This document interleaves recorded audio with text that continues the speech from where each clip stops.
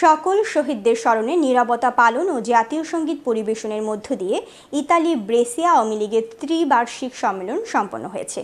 Italy প্রতিনিধি মঞ্জুর আলম জানান, স্থানীয় একটি হলরুমে ইতালির ব্রেসিয়া আওয়ামী লীগের নেতাকর্মীদের স্বতঃস্ফূর্ত অংশগ্রহণে অনুষ্ঠানে সম্মেলনের পতাকা উত্তোলন করেন। অনুষ্ঠানের প্রধান অতিথি ইতালি আওয়ামী লীগের সভাপতি মুক্তিযোদ্ধা মাহতাব হোসেন এবং অনুষ্ঠানের প্রধান বক্তা ইতালি আওয়ামী লীগের সাধারণ সম্পাদক মোহাম্মদ আলমগীর হোসেন।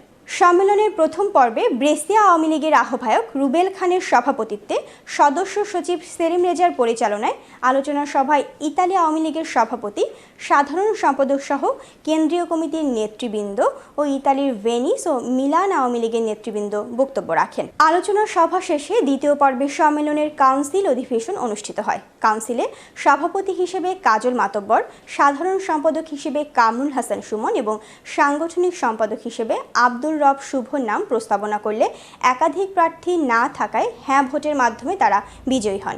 নবনির্বাচিত নেতৃবৃন্দরা আগামী 60 দিনের মধ্যে পূর্ণাঙ্গ কমিটি গঠন করবেন। অনুষ্ঠানে বক্তব্য রাখেন ইতালি আওয়ামী লীগের সহ সভাপতি নজরুল ইসলাম মাঝি, আব্দুর রব ফকির, শাহ আলম, মতিউর রহমান ভুলু, যুগ্ম সাধারণ সম্পাদক এম.এ. রব মিন্টু, ইকবাল আহমেদ বাবু, সাংগঠনিক সম্পাদক জাহাঙ্গীর আলম, সদস্য মাইনুল ইসলাম সহ বিভিন্ন অঞ্চল থেকে আগত আওয়ামী লীগের নেতাকর্মীরা।